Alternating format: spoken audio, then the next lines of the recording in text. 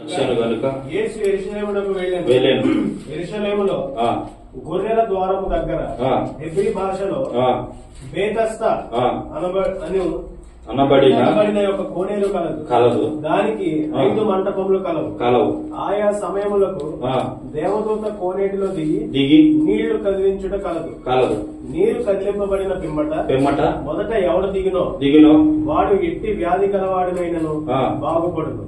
గనుక ఆ మంటపములలో రోగులు, గుడ్డివారు, ఓచకాలు చేతులు గలవారు గుంపులుగా పడి ఉండిరి.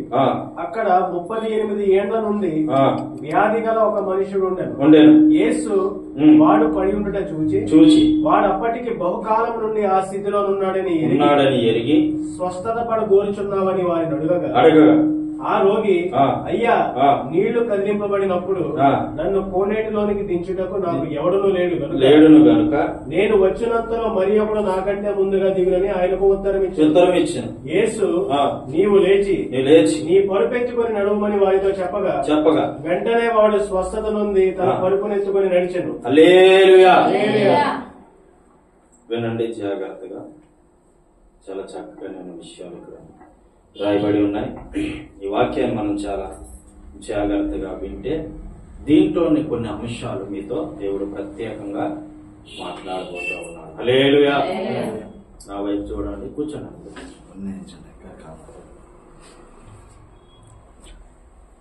ఒక కోనేరు ఉంది. ఏ కోనేరు? దాని పేరు బెతస్తా అనేటువంటి కోనేరు. హెబ్రీ భాషలో గొర్రెల ద్వారం వద్ద హెబ్రీ భాషలో బెతస్తా అనబడిన ఒక కోనేరు కలదు. దానికి 5 మంటపములు కలవు. ఆయా సమయంలో దేవదూత కోనేటిలో దిగి నీళ్లు కదిలించుట కలదు. నీళ్లు కదిలింపబడిన పిమ్మట మొదటి ఎవడు దిగిన వాడు ఎట్టి వ్యాధిగ్రస్తుడైనను బాగుపడిను గనుక మండపంలో రోగులు, గుడ్డివారు, కుంటివారు, ఓచకాల చేతులు గలవారు గుంపులుగా పడి ఉండిరి. అక్కడ 38 ఏండ్ల నుండి వ్యాధి గల ఒక మనుష్యుడుండెను. యేసు వాడిని పడి ఉండటం చూచి అప్పటికి బహుకాలము నుండి ఆ స్థితిలో ఉన్నాడని ఎరిగి స్వస్థపరగోరుచున్నవాని వారిని అడగగా ఆ రోగి, అయ్యా, నీళ్లు కదిలింపబడినప్పుడు నన్ను కోనేటిలోకి దించుటకు ఎవడునో లేడు గనక నేను వచ్చినంతలో మరి ఒకడు నాకంటే ముందుగా దిగినని ఆయనకు ఉత్తరం ఇచ్చాను. యేసు, నీవు లేచి నీ పరుపెత్తుకొని నడవమని చెప్పగా వెంటనే వాడు స్వస్థత నుంచి తన పరుపెత్తుకొని నడిచాను. హల్లెలూయా. ఇక్కడ ఒక కోనేరు ఉంది, గుర్తుపెట్టుకోండి. ఇక్కడ ఒక కోనేరు ఉంది. ఆ కోనేరులో చాలా మంది వ్యాధిగ్రస్తులు వస్తూ ఉన్నారు. చాలా మంది బాధలతో, సమస్యలతో, ఇబ్బందులతో ఉన్నవారు అక్కడికి వస్తూ ఉన్నారు. వస్తూ ఉంటే ఆ కోనేరేటి స్వస్థత కోనేరు అని కూడా మనం కూడా చెప్పుకోవచ్చు. హల్లెలూయా. స్వస్థత కోనేరు అని కూడా మనం చెప్పుకోవచ్చు. ఈ కోనేటిలో ఏం చేసేవారంటే కుంటివారు, గుడ్డివారు, మూగవారు, ఇంకా ఓచకాల చేతులు గలవారు, వికలాంగులు, ఇలాంటి వారు అందరూ కూడా ఎందులో పడుతున్నారు? ఆ కోనేటిలో వచ్చి మునిగేసరికి ఈ కోనేటిలో పడిన ఆ కోనేటిలో మునిగిన వారికి అందరికి ఏమొస్తుంది? స్వస్థత. హల్లెలూయా. స్వస్థత వస్తా ఉంది. ఈ స్వస్థత పడుతూ ఉన్నారు చాలా మంది. కానీ అదే స్థలములో, అదే ప్రాంతంలో ఆ కోనేటి ఒడ్డున 38 సంవత్సరాల నుంచి ఒక అతను వ్యాధితో బాధపడుతున్నాడు. కుంటివాడిగా ఆ వ్యాధితో బాధపడుతూ ఉన్నాడు. ఆయన్ని నడుద్దామంటే కాలు లేవు, ఆయన వెళ్దామంటే ఆ నడవడిక చేసేటువంటి కాలు లేవు. కాబట్టి ఆయనకంట ముందుగా ఈయన వెళ్దామనే సమయానికి ఈయన ఇప్పుడు చూడండి, కాలు లేని పరిస్థితి ఏంటి? డేకిరి డేకిరి డేకిరి డేకిరి వచ్చేసరికి ఈ లోపు ఎవరో ఒకరు అందరూ దూకుతారు. ఎవరైతే దూకుతారో వారికి ఏమొస్తుంది? హల్లెలూయా. ఎవరైతే దూకుతారో వారికి స్వస్థత వస్తుంది. మరి ఈయన ఎప్పుడు వెళ్ళగలుగుతాడు? వెళ్ళలేడు. హల్లెలూయా. అయితే అదే సమయంలో యేసు ప్రభులా వస్తూ ఉంటే మన అడిగాడు, అనేకులు ఈ స్వస్థత కోనేరులో మునిగి స్వస్థత పొందుతున్నారు కదా, మరి నువ్వెందుకు పొందట్లేదంటే ఆయన చెప్తున్నాడు 38 సంవత్సరాల నుంచి ఇదే స్థలంలో నేను పడి ఉన్నా. 38 సంవత్సరాల నుంచి ఇదే స్థలంలో నేనున్నా. నన్ను ఎవ్వరు బాగు చేయలే, నన్ను ఎవ్వరు నడిపించలే, నన్ను ఎవరు కూడా ఆ యొక్క ఒడ్డుకి గాని ఆ నీటిలో గాని తీసుకువెళ్ళే. కానీ నేను 38 సంవత్సరాల నుంచి చూస్తున్నాను, ఎవరైనా నన్ను తీసుకెళ్లి ఆ కోనేటిలో దింపుతారేమో అని, ఆ కోనేటిలో నన్ను ఎవరైనా తీసుకెళ్లి దింపుతారేమో అని. 38 సంవత్సరాల నుంచి వెయిటింగ్ లో ఉన్నాడంట. చూడండి, నా వైపు చూడాలి అందరూ కూడా. మీతో ఈరోజు దేవుడు మాట్లాడబోతూ ఉన్నాడు. 38 సంవత్సరాల నుంచి ఆ కోనేటిలో ఎవరైనా నన్ను దింపుతారేమో అని ఆ ఒడ్డు నుండి చూస్తా ఉన్నాడు. పాపం ఎవ్వరు కూడా తను పట్టించుకోలే. ఎవరు రోగాలు బట్టి, ఎవరు సమస్యలు బట్టి వారు వస్తున్నారు, ములుగుతున్నారు, స్వస్థత పొందుకొని. కానీ అదే మార్గం గుండా ప్రభు వస్తూ అన్నాడు, అయ్యా నువ్వేం కావాలని ఆశిస్తూ ఉన్నావు, నువ్వేం కావాలని కోరుకుంటున్నావు అంటే, అయ్యా నాకంటే ముందు ఎవరో ఒకరు దిగి స్వస్థత పొందుతున్నారు, నేను వెళ్ళలేకపోతా ఉన్నాను, నేను వెళ్ళలేకపోతా ఉన్నాను. కాబట్టి నువ్వేం చేయాలనుకుంటున్నావు అంటే స్వస్థ పడగోరాలనుకుంటున్నాను, స్వస్థత కావాలనుకుంటున్నాను. హల్లెలూయా, హల్లెలూయా. అయితే ప్రభు చెప్పాడు, నువ్వు పరుపు ఎత్తుకొని నువ్వు లేచి నడుచుకో. చప్పట్లు కొట్టు దగ్గర. ఆయన ఒక్క మాట చెప్పగానే ఏం జరిగింది?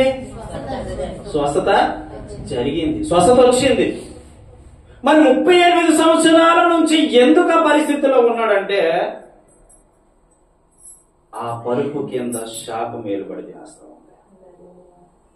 చాలా మంది జీవితాలు ఇదే, ఫలించరు, అభివృద్ధి చెందరు, ఆశీర్వదించబడరు, స్వస్థత పడరు అంటే కారణం ఏంటో తెలుసా? వారి గృహంలో ఉన్నటువంటి శాపము, వారి గృహంలో ఉన్నటువంటి పాపము, వారు హృదయంలో నింపుకునే ఆ పాపం వల్ల వారికి వస్తుంది ఏంటో తెలుసా? స్వస్థత రాదు, శాపం ఏలుబడి చేస్తా ఉంటది. ప్రియమైనటువంటి దేవుని బిడ్డలారా, మీరు ఈరోజు వినవలసిన మెసేజ్ ఏంటో తెలుసా? 38 సంవత్సరాల నుంచి నన్ను ఎవడైనా దింపుతాడేమో, నన్ను ఎవడైనా తీసుకెళ్తాడేమో అన్న ఆలోచనతో ఉన్నాడు ఆ వ్యక్తి. మీకు ఇంకో విధంగా చెప్తా వినండి. ఆ స్వస్థత కోనేరికి అర్థం ఏంటంటే ఒక మందిరం అనుకోండి. ఆ స్వస్థత కోనేరికి ఒక మందిరం అనుకోండి. మందిరానికి వచ్చిన వాళ్ళు, వెళ్ళిపోతున్న వాళ్ళు చాలా మంది బాగుపడుతున్నారు. కానీ ఈ మందిరం దగ్గర ఉండిపోయిన వ్యక్తి మాత్రం బాగుపడట్లే. చాలా మంది అనుకుంటారు మందిరానికి వెళ్తే బాగుపడతాం, కానీ వాళ్ళకి ఏదో అడ్డంకులు, వాళ్ళకి ఏదో నిరాశ, వాళ్ళకి ఏదో అడ్డం వస్తా ఉంటది. దేవుడి దగ్గరికి వెళ్తూ ఉంటే ఏమంటూ వస్తుంది? కొంతమంది అయితే వెలివేసేస్తారు పొలాల్లోంచి, కొంతమంది అయితే మందిరానికి వెళ్తే తనతో అంటారు. నిజం చెప్తున్నానండి, ఒక సేవకుడు, నాకు తెలిసిన సేవకుడు, దైవజనుడు ప్రశాంత్ గారని అరకు ప్రాంతంలో పరిచర్య చేస్తారు, నాకు బాగా తెలుసు. ఆయన దేవుణ్ణి నమ్ముకున్నాడంట. దేవుణ్ణి నమ్ముకున్నందుకు ఇంట్లోంచి వెళ్ళేసేసారు. ఇంట్లోంచి వెళ్ళేసేయడమే కాదు, అన్నం తింటుంటే బీప్ మీద దండెడు ఎడతానన్న. తెలుసా మీకు? కత్తి పట్టుకొని తిరిగేవాడట చంపేద్దామని. అయ్యో, దేవుణ్ణి నమ్ముకుంటే తప్పేమొచ్చిందండి? ఇది మంచి మార్గమే కదా, ఇది మేలుకరమైన మార్గమే కదా. మరి ఎందుకు వాళ్ళు అలాగా మాట్లాడుతున్నారంటే వారికి ఇష్టం లేదు, వారికి ఇష్టం లేదండి. వాడు వచ్చేది ఎక్కడికి? జీవం కలిగిన యేసయ్య మందిరానికి. సర్వ సృష్టిని తెలుసుకున్నటువంటి ఆ సృష్టికర్తను పరిచయం చేసే మందిరానికి వస్తూ ఉంటే అయ్యో ఆపడానికి ప్రయత్నిస్తావేంటి? చాలా మంది ఈ రోజు అదే చూస్తున్నాం. చాలా మంది కుటుంబాలు శాపం ఏర్పాటు చేస్తుంది, పాపం ఏర్పాటు చేస్తుంది, దరిద్రత ఏర్పాటు చేస్తుంది. దేన పరిస్థితులు అడుక్కునే పరిస్థితులనే ఉంటారు, కానీ నిత్య జీవమునికి వెళ్లే మార్గాన్ని మాత్రం ఎంచుకోరు. నిత్య జీవానికి వెళ్లే మార్గాన్ని మాత్రం ఎంచుకోరు. ఆ పాపంలోనే మునిగిపోతారు, ఆ పాపంలోనే మరణిస్తారు. ఇక చచ్చిపోతాను కానీ ప్రభు దగ్గరికి రాను, ఎందుకు నీకంత అంత ఏడుదంటది, అంత గర్వం ఎందుకు? దేవుడి దగ్గరికి వస్తే నీకు మేలుగా జరుగుతుంది. దేవుడి దగ్గరికి వస్తే నీకు మేలుకరమైన మార్గం కదా దేవుడు ఇస్తాడు. మరి ఎందుకు ఆ పాపంలో నశించిపోతా ఉంటావు? చాలా మంది సువార్తను ప్రకటించి అనేక గ్రామాల్లో పట్టణాల్లో తిరుగుతూ దేవుని కొరకు ప్రకటించి, నువ్వు పలానా బలహీనతలో ఉన్నావా, రా యేసయ్య దగ్గరికి, ఆయన నీ కొరకు ప్రాణం పెట్టాడు, నీ కొరకు సిలువేయబడ్డాడు, సౌండ్ తగ్గిన, నీ కొరకు రక్తాన్ని చిందించాడు, ఆ చివరి ఫస్ట్ నీ కొరకు మరణించాడు, రా ప్రభు దగ్గరికి అంటే వదిలిపెట్టు. నీ కొరకు మరణించాడని రా ప్రభు దగ్గరికి అంటే వాళ్ళు ఏమంటారు తెలుసా? చచ్చిపోతాను గాని యేసు ప్రభు మాత్రం వద్దు, యేసు ప్రభు మాత్రం. ఈ శాపం ఏలుబడి చేస్తా ఉంది ఈరోజు. చచ్చిపోతాను కానీ యేసు ప్రభు వద్దు. ఎందుకు అంత అటువంటి గర్వంతో ఉన్నామంటే వారి జీవితాలు ఏంటంటే లోట్లు, వారి బ్రతుకాలకు మారిపోయింది, వారి జీవితాలు మారిపోయింది, వారి పరిస్థితి వారిని అలాగా మార్చేసింది. ఇంటిలో ఉన్నటువంటి ఆ శాపం వారిని అలా మార్చేసింది. హల్లెలూయా. యేసయ్య దగ్గరికి వస్తే, నీ జీవితం ప్రభువుకి ఇస్తే, నీ బ్రతుకు ప్రభువుకి ఇస్తే, యేసయ్యలో బాప్తిజం పొందితే ఆ శాపము ఆ పాపం నిన్నేమీ చేయలేదు. హల్లెలూయా. ఆ శాపము ఆ పాపం నిన్నేమీ చేయలేదు. చాలా మందికి జబ్బులతో బాధపడతారు, సమస్యలతో బాధపడతారు, తినడానికి కూడా తిండి ఉండదు, అడుక్కుంటా ఉంటారు, తాగుబోతులుగా తిరిగిపోతులుగా జీవిస్తూ ఉంటారు. కానీ యేసయ్య దగ్గరికి మాత్రం, యేసయ్యకి నీ హృదయాన్ని ఇస్తే యేసయ్య నీ కుటుంబంలో ఉంటాడండి. యేసయ్యకి నీ మనసుని ఇస్తే యేసయ్య నీ కుటుంబాల్లో ఉంటాడు. అంతేగాని చాలా మంది ఇది తెలియదు. కొంతమంది తెలిసినా కూడా ఏంటి, మా తాత తండ్రుల దగ్గర నుంచి ఒకే వారసత్వం అవుతుంది, దాని ప్రకారం నువ్వు వెళ్ళిపోవాలి, దాని ప్రకారం నేను జీవించాలి. జీవించు, బ్రతుకు, కానీ మేలుకరమైన మార్గం ఏంటి ఎంచుకో. ఈ విశాఖపట్నం రావడానికి అనేకమైన తోవలు ఉన్నాయా లేవా? ఉన్నాయి. అన్ని తోవల్లో కూడా ట్రాఫిక్ జామ్ అయిపోయిందనో, లేదంటే బ్రిడ్జిలు కట్టేశారు తోమయ్యందా, ఒకే ఒక తోవ తెరవబడి ఉంది. ఏం చేస్తావు నువ్వు? ఎంత కష్టమైనా మరి ప్రభు దగ్గరికి వచ్చినప్పుడు ఈ తోవలన్నీ మోసపోయి పడిపోయినప్పుడు ఒక్కసారి ప్రభుకు లోబడి అదే తోవలో వస్తే నీకేం పోయింది? 38 సంవత్సరాల నుంచి ఆ వ్యక్తి పడి ఉన్నాడు. ఆ వ్యక్తిని ఎవరైనా తీసుకెళ్లి దింపితే నీ స్వస్థత పడాలి అనుకుంటున్నాడు. కానీ ఎవరు స్వార్థం చూసుకున్నట్టు వాళ్ళు దిగిపోతా ఉన్నారు, స్వస్థపడి వెళ్ళిపోతా ఉన్నారు. కానీ యేసు మాత్రం చూడలే. చూసి ఏమన్నాడు తెలుసా? నీ పరుపు ఎత్తుకున్నాడు. చప్పట్లు కొట్టి. ఇదేనండి దేవుడు అంటే. యేసు ప్రభు అందరిలాంటి వ్యక్తి కానే. అందరూ వచ్చారు, స్వస్థత పొందారు, వెళ్ళిపోతూ ఉన్నారు. కానీ యేసు ప్రభు చూసి ఏమన్నాడు తెలుసా? ఎందుకు నువ్వు స్వస్థత పడలేకపోయావు అంటే ఆయన చెప్తున్నాడు, నాకంట ముందు దిగిన వాళ్ళు స్వస్థత పడుతున్నారు, వెళ్ళిపోతున్నారు. కానీ 38 సంవత్సరాల నుంచి ఇదే పరిస్థితుల్లో ఉన్నా, 38 సంవత్సరాల నుంచి ఇదే జీవితాన్ని అనిపిస్తున్నా, 38 సంవత్సరాల నుంచి ఇదే పరిస్థితిలో ఉన్నా, కానీ నన్ను ఎవ్వరు పట్టించుకోలే. నీవు మాత్రమే నన్ను పట్టించుకోను. హల్లెలూయా. నన్ను ఎవ్వరూ పట్టించుకోలే. ఈ రోజు నువ్వు అనుకుంటున్నావేమో, నా కుటుంబం నేను వదిలేసింది, నా వ్యక్తిగత జీవితంలో నా అన్నదమ్ములను విడిచిపెట్టేశారు, నా యొక్క కుటుంబం నన్ను వెలివేసేసింది. ప్రభు నమ్ముకున్నందుకు వెలివేసేశారు, దేవుడు నమ్ముకున్నందుకు వెలివేసేశారు, అందరూ వదిలిపెట్టేశారమ్మా. కానీ ప్రభు మాత్రం విడిచిపెట్టే దేవుడు కాదు. హల్లెలూయా, హల్లెలూయా. అందరూ వదిలేస్తారు బిడ్డ. నీ సమయం వచ్చినప్పుడు అందరూ వదిలేస్తారు. అందరూ కూడా నిన్ను నిందించడం వారికి తెలుసు, అవమానపరచడమే నీకు వాళ్ళకి తెలుసు, అందరూ నేను వదిలేయడం తెలుసు. కానీ ప్రభు విడిచిపెట్టే దేవుడు కానీ కాదు. ఆయన ఒక్కసారి నీ చెయ్యి పట్టుకున్నాడంటే నువ్వు విడిచిపెట్టలేమో కానీ ప్రభువుని, ప్రభు అన్నాడు ఎవరిని విడిచిపెట్టే దేవుడు కాదు. హల్లెలూయా. విడిచిపెట్టే దేవుడు కాదండి నా దేవుడు. మనం నమ్ముకున్నటువంటి దేవుడు ఆయన విడిచిపెట్టే దేవుడు కాదు. 38 సంవత్సరాలు ఆ స్థితిలో పడి ఉన్న వ్యక్తిని మంచం మీద సైతం లేపాడు. నీ పరుపు ఎత్తుకున్నాడు అన్నాడు, నడిచాడా లేదా? హల్లెలూయా. 45 రోజుల నుంచి కోమలోకి పోయాడు వ్యక్తి. 45 రోజులు తిండి తిప్పలేవు, ఆరోగ్యం లేదు, నడవలేని పరిస్థితి. ఎవరైనా నన్ను హాస్పిటల్ తీసుకెళ్తే బాగుపడదామని చూసిన వ్యక్తి హాస్పిటల్ తీసుకెళ్ళా, డాక్టర్ అన్నాడు, చేతులు ఎత్తేసాడు. చనిపోతా ఇంటి తీసిపోండి ఏమన్నాడా? చచ్చిపోతాడు ఇంటి తీసిపోండి, చచ్చిపోతాడు ఇంటికి తీసిపోండి. కానీ ఇంటి దగ్గరికి వచ్చిన తర్వాత మనకు ఫోన్ చేశారు, వెళ్ళాము, ప్రార్థన చేసాం. మన దగ్గర ఏముంది? ఆ యేసునామమే ఉంది. హల్లెలూయా. ఆ యేసునామం మన దగ్గర ఉంది తప్ప వేరే నామమో లేదు. ఆ యేసునామం మన దగ్గర ఉంది. యేసునామంలో పెట్టి ప్రార్థన చేస్తాం, స్వస్థత వచ్చింది. హల్లెలూయా. కానీ ఆయన అనుకొని ఉంటుంటాడు, ఎవరైనా నన్ను బాగు చేస్తే బాగున్నా, ఎవరైనా నన్ను ముట్టుకొని స్వస్థత చేస్తే బాగున్నా. నా పరిస్థితి ఎందుకు ఎలాగైంది? కింగులాగా తిరిగేవాడిని. ఎలా తిరిగేవాడిని? కింగులాగా తిరిగేవాడిని. నాకు ఎదురు లేదనుకున్నా, సాటి లేదనుకున్నా, నీ లోభాన్ని అనుకున్నా.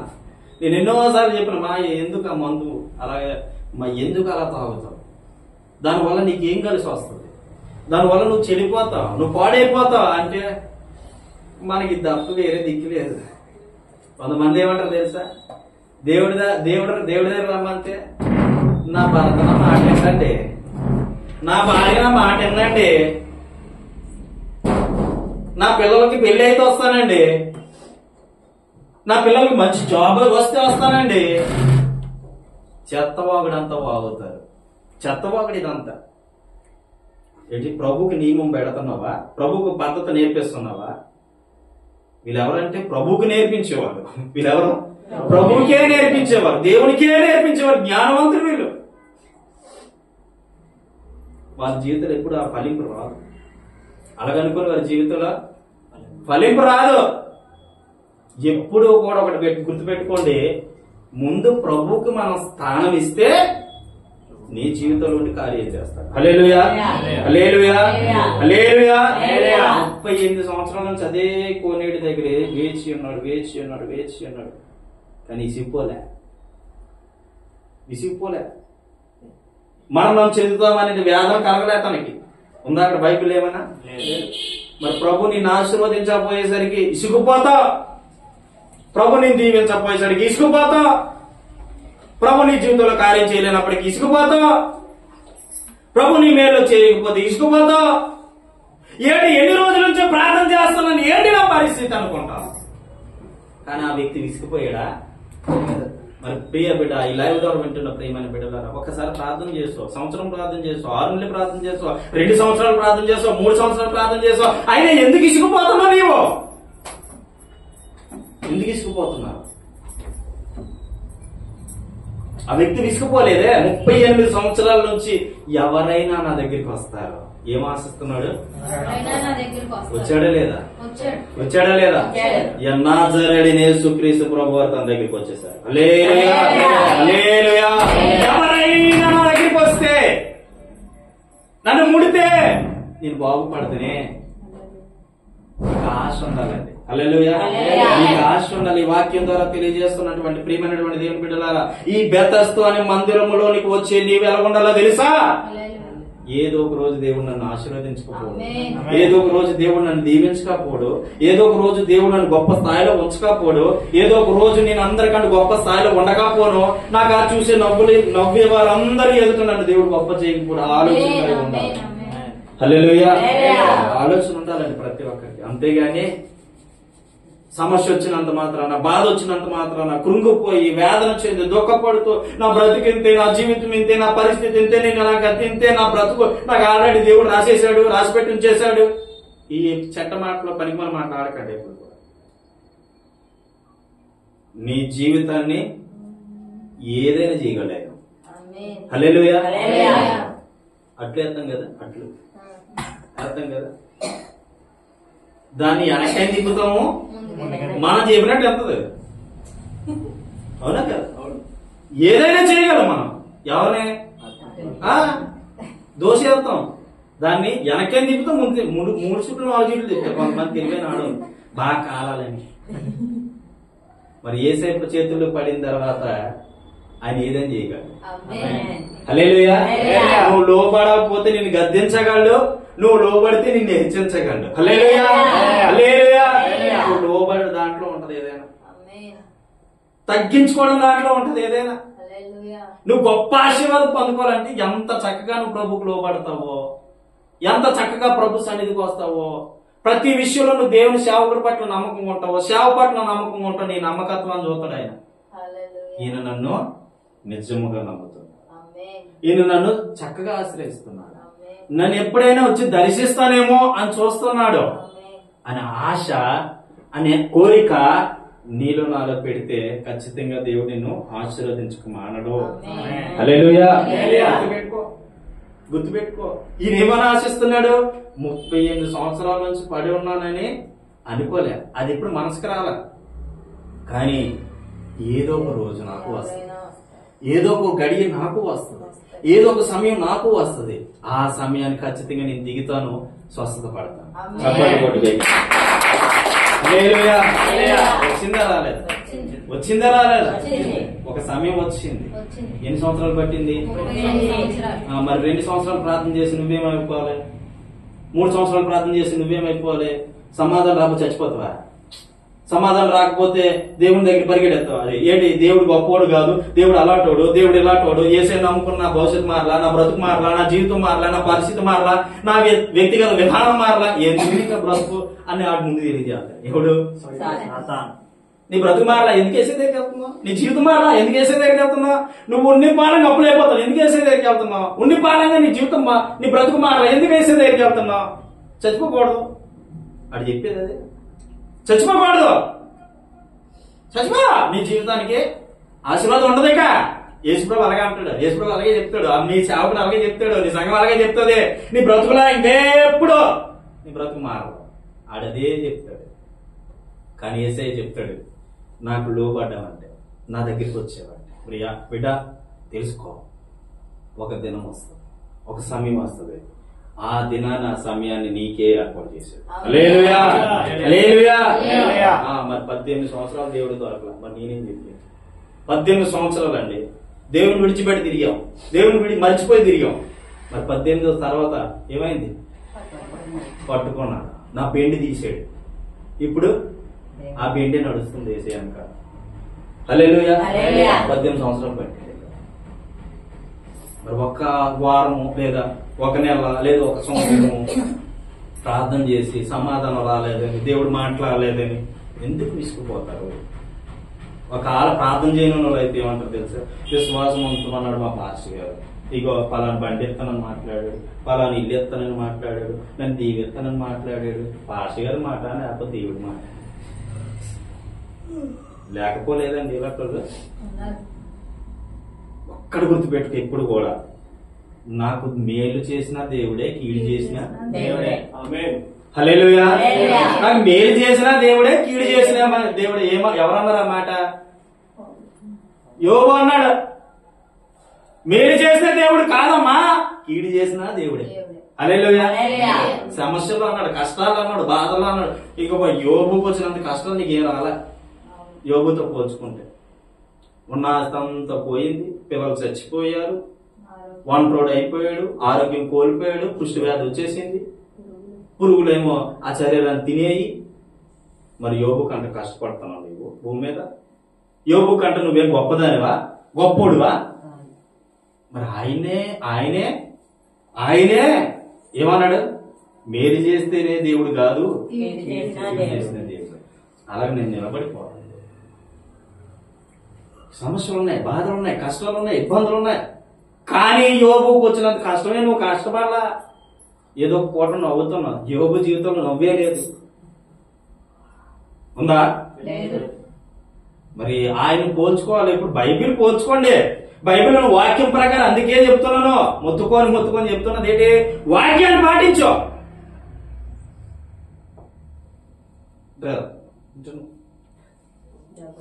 వీడు ఒక ఫ్యామిలీని పోషిస్తున్నాడు, గుర్తుపెట్టు. వినంటారా? ఫ్యామిలీని పోషిస్తాడు. వీడి జీవితం ఎప్పుడు అశాంతే, వీడి జీవితం ఎప్పుడు కరువే. కానీ వీడేం తెలుసుకున్నాడు తెలుసా? యేసయ్యని తెలుసుకున్నాడు. హల్లెలూయా. వీడి జీవితంలో ఎప్పుడు అశాంతే. కానీ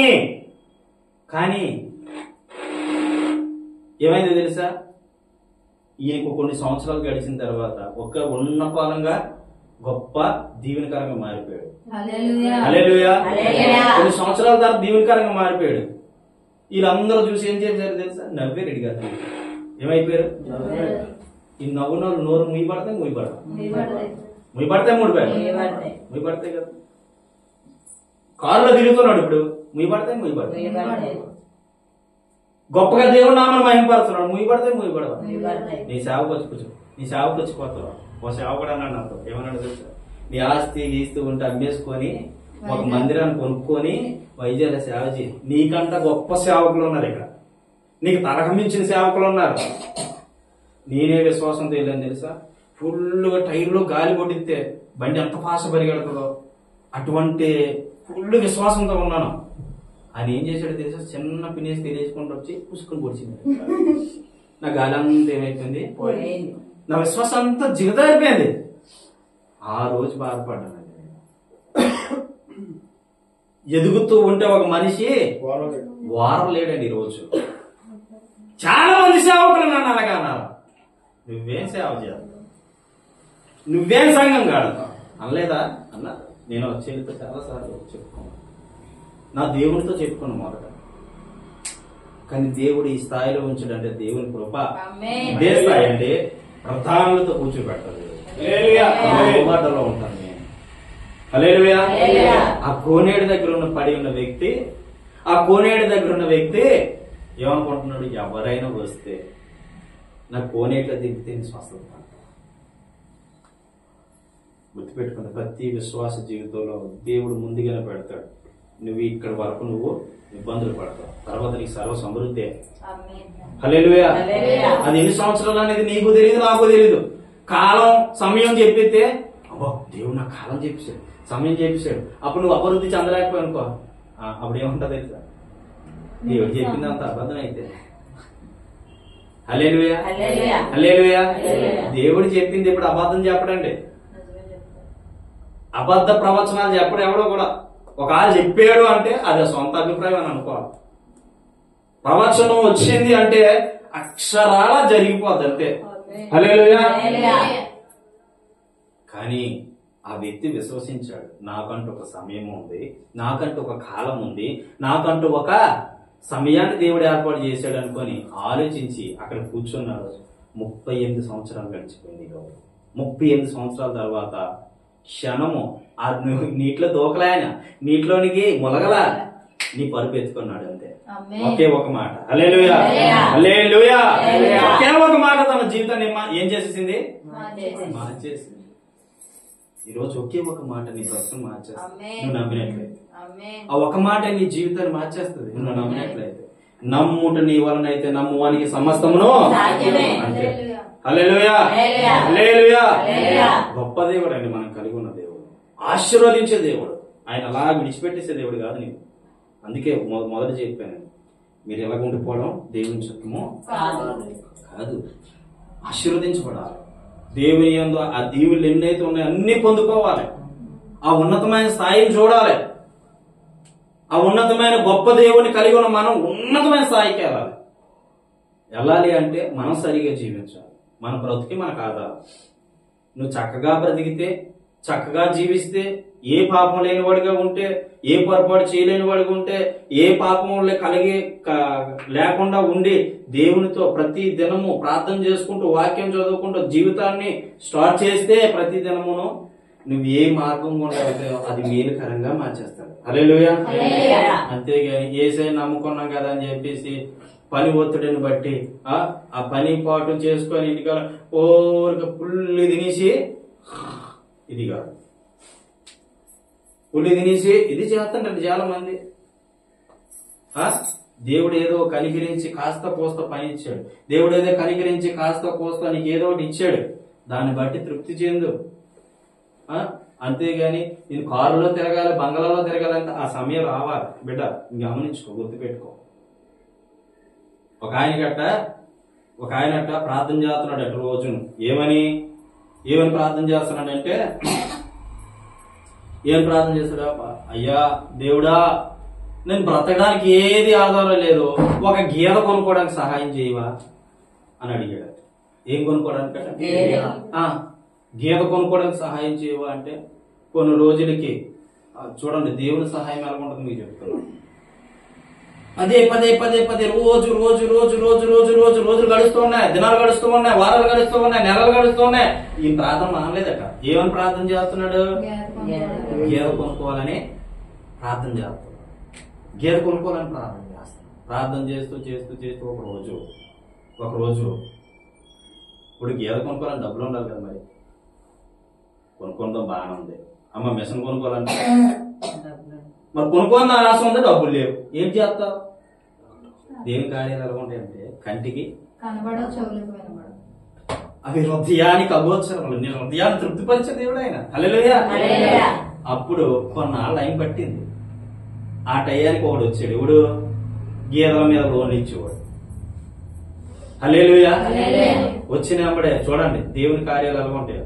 ఆడు రావడం కొరకు టైం పెట్టాడు, ఆడు అదే సమయంలో వచ్చాడు. ఆడు వచ్చే సమయానికి దేవుడు మార్గం తెరిచాడు. ఒక గీతను కొనుక్కున్నాడు. అప్పు చేసుకోండి. ఏం చేసుకోలేదు? నీ హృదయంలో ఒకటి తెలుస్తుంది. ఏమని తెలుస్తుంది అంటే, ఒక జత బట్టలు కొనుక్కోవాలి, ఒక జత బట్టలు కొనుక్కోవాలి అనేసి అనుకుంటావు. అంతే.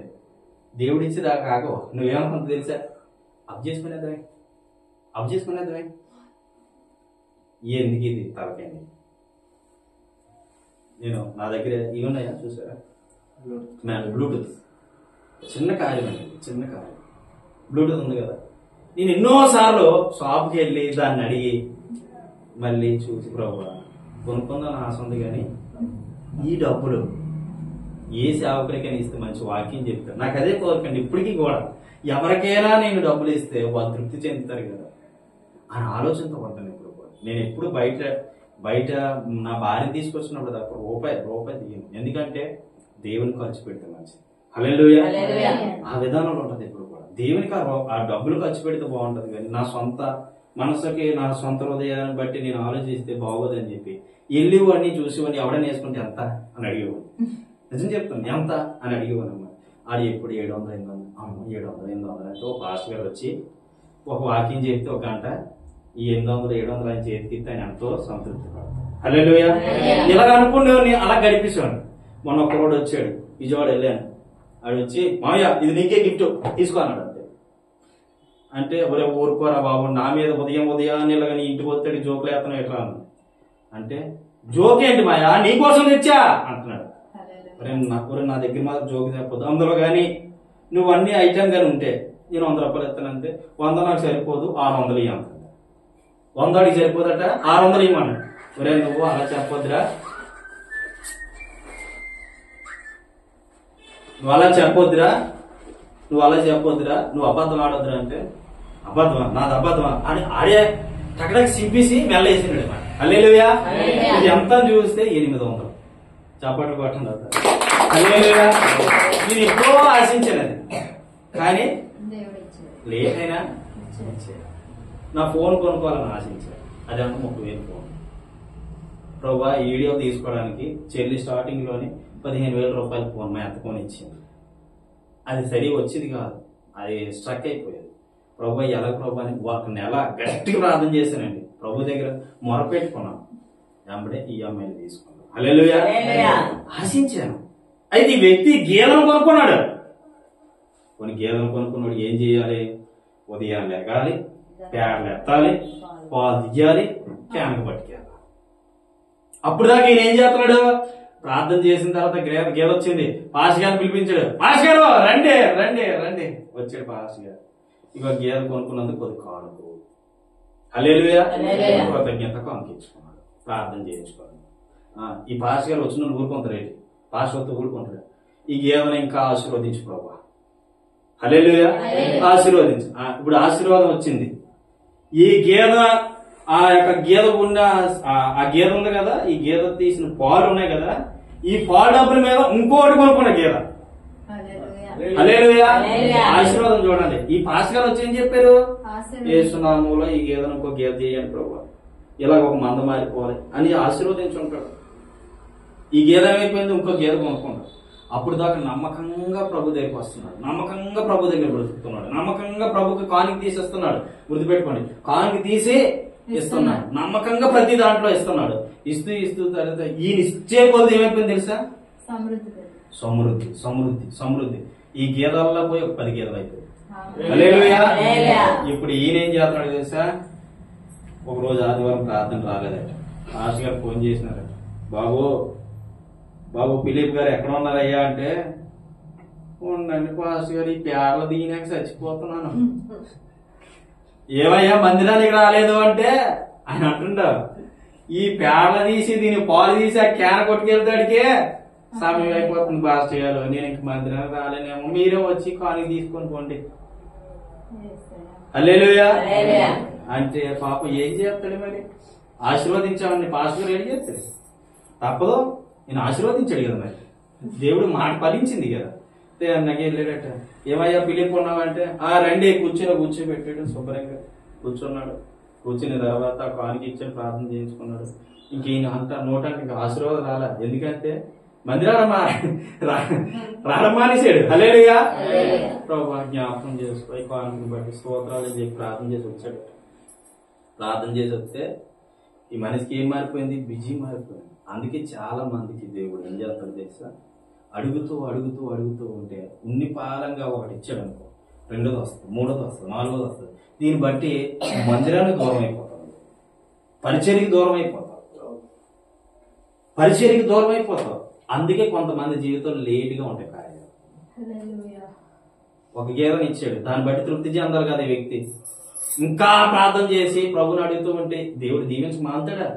ఒక్కసారి దేవుడు దీవించాడంటే ఎంత మంది ఏడిచినా నువ్వు ఆగవు. హల్లెలూయా, ఇదేనండి దేవుని ఆశీర్వాదం. వీటికి ఎలాగొచ్చేస్తుంది, వీటి బంగ్లా మీద బంగ్లా కట్టేస్తాడు, కారు మీద కారు కొనేస్తాడు, ఎలాగొచ్చేస్తాను వీడికి. ఇదే దేవుడి దీవెన. ఒక్కసారి నువ్వు ఆశీర్వదించబడ్డావు అంటే ఈ ఆశీర్వాదానికి నిన్నెవ్వడం, ఎంత మంది ఏడనాయి, ఎంత చెడిపోలు వచ్చి ఏడనాయి, ఆ కనుదృష్టి వచ్చి వచ్చినా ఏడనాయి, నీకేం కాదు, నువ్వు అభివృద్ధి చెందుతూనే ఉంటావు. హల్లెలూయా, ఇదే దేవుని ఆశీర్వాదం. నరుల ఆశీర్వాదం కాదు, దేవుని ఆశీర్వాదం. నరుల ఆశీర్వాదం కాదు, దేవుని ఆశీర్వాదం. నేను దీవించకపోతే ఎంతమంది ఏడిచినా ఏడితేనే ఉంటారు, వాళ్ళ ఏడుపులు వాళ్ళకి తగులుతుంది తప్ప నీకేం అనిపిస్తుంది. ఈ వ్యక్తి అలా దీవించబడ్డాడు, కానీ ఎక్కడికి దూరం అయిపోయాడు. మరి చాలా మంది ఈరోజు చేసేది అదే, అడుగుతారు ప్రార్థన చేసి, ప్రభువా పలాంది కావాలంటే ఇచ్చాడు అనుకో, ఏరా మందిరానికి రాలేదంటే కొంచెం లేట్ అయిపోయింది అయ్యా, కొంచెం బిజీ పని ఉండడం వల్ల మొన్న మా జిల్లాలుగా కొంచెం లేట్ అయిపోయింది. చూడట్లేదా ప్రభు? చూస్తున్నాడా? నీ ప్రతి విషయము ప్రభువుకు తెలుసు, గమనించుకో, గుర్తుపెట్టుకో.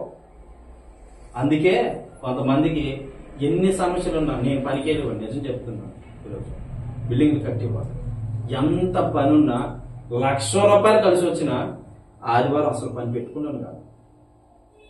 10 మంది మేస్త్రులు తిప్పివ్వని, 10 మంది లేబర్లు తిప్పివ్వని, బిల్డింగ్ కాంట్రాక్ట్ చేయించేవాడిని.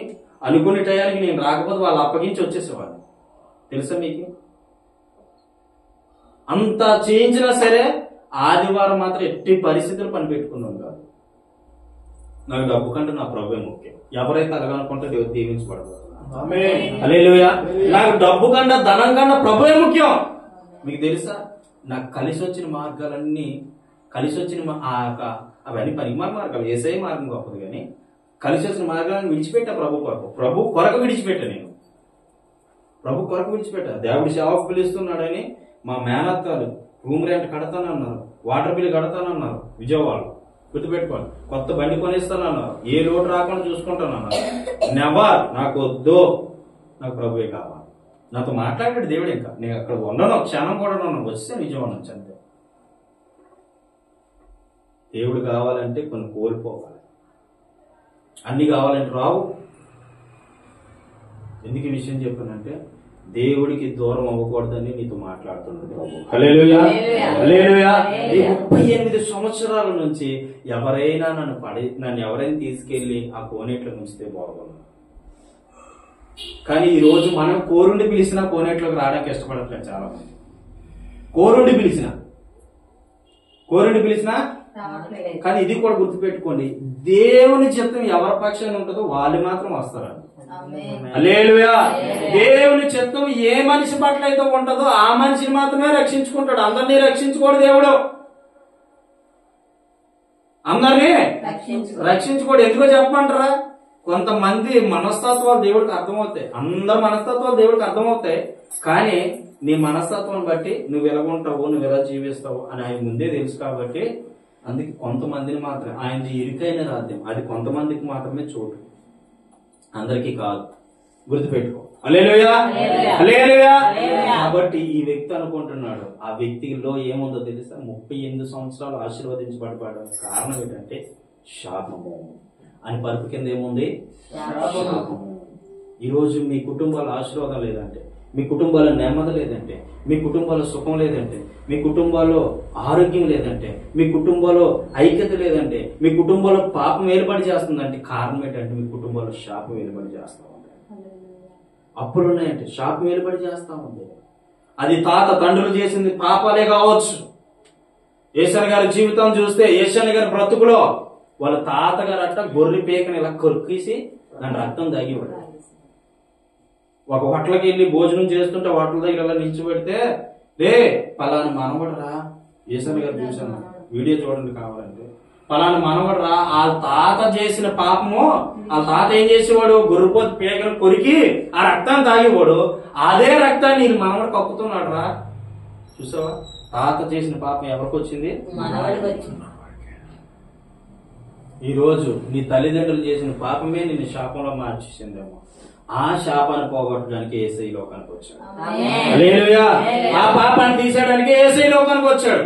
అందుకే యేసయ్య మార్గంలో నడు, అందుకే యేసయ్య మార్గం తెలుసుకో, అందుకే యేసయ్య మార్గంలోకి రా, అందుకే యేసయ్య మార్గంలో నువ్వు ఉండు.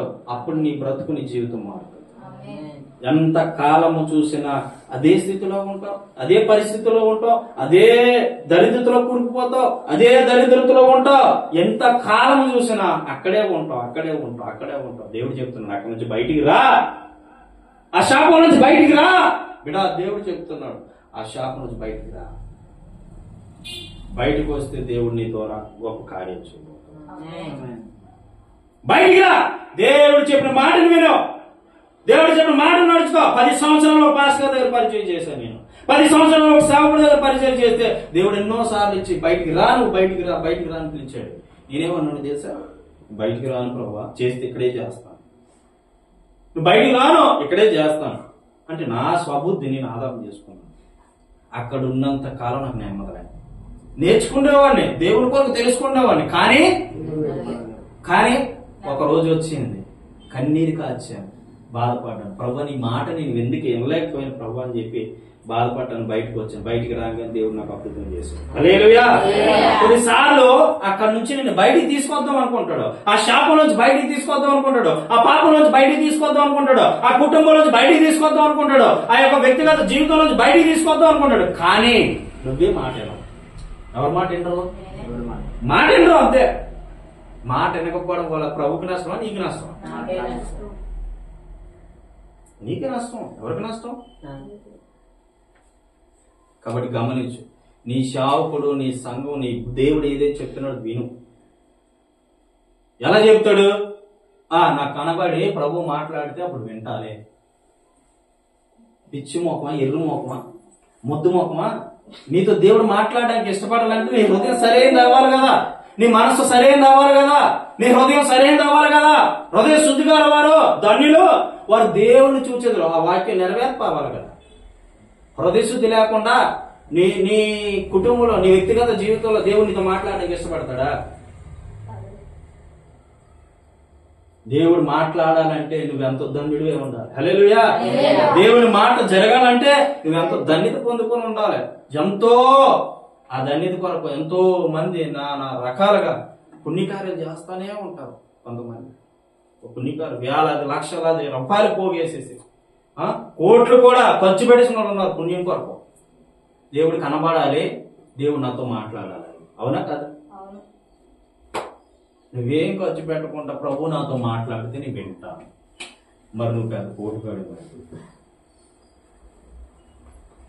నీతో ప్రభు మాట్లాడాలి. గుర్తుపెట్టుకో, యేసయ్య మాట్లాడాలంటే నీకు కావాల్సిన యోగ్యత నీకుందా? ఎప్పుడైనా గమనించావా? యేసయ్య మాట్లాడాలంటే నీకు కావలసిన గుణ లక్షణాలు ఉన్నాయా? యేసయ్య మాట్లాడాలంటే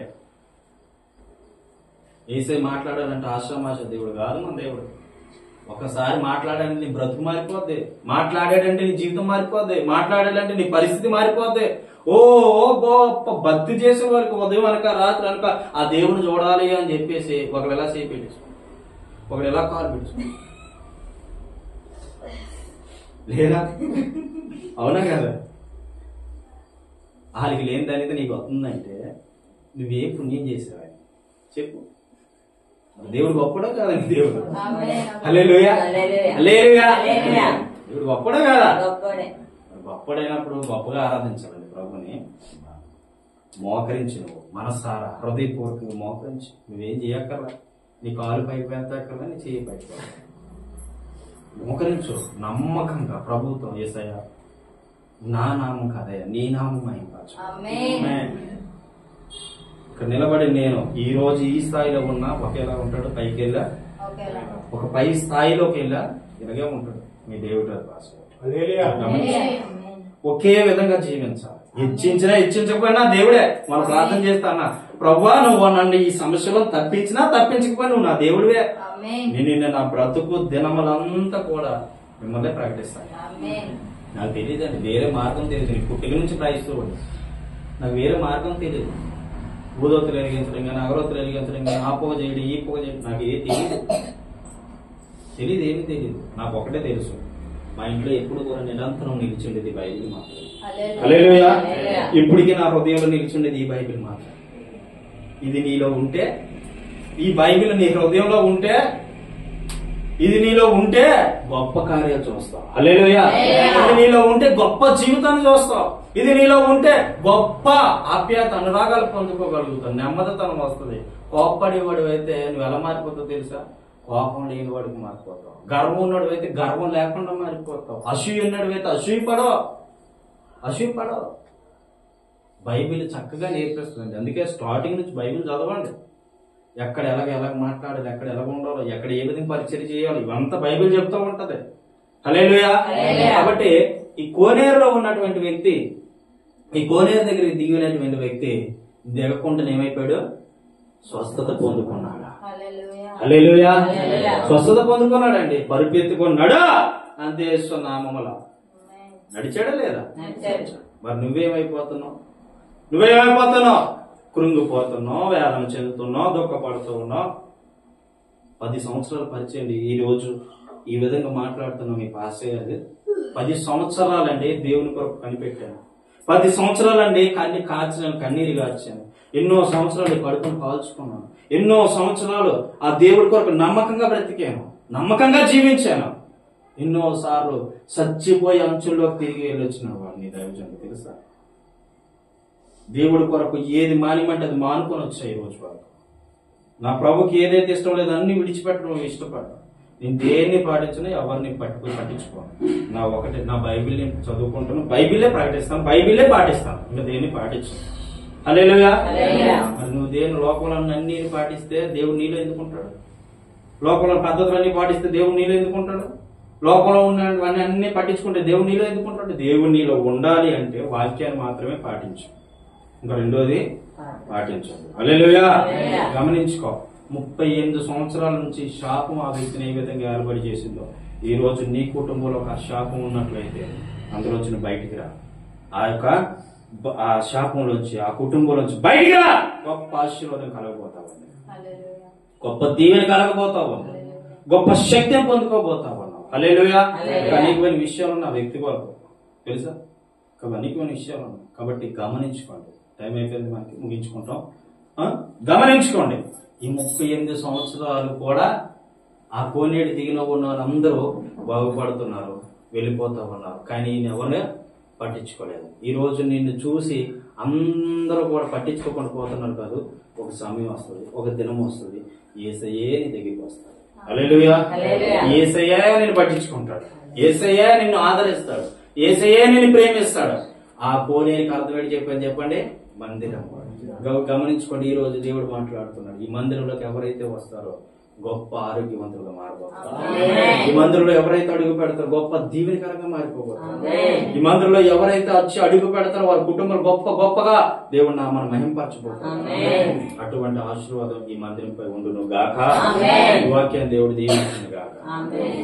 కళ్ళు మూసుకుందాం, ప్రార్థన చేసుకుందాం.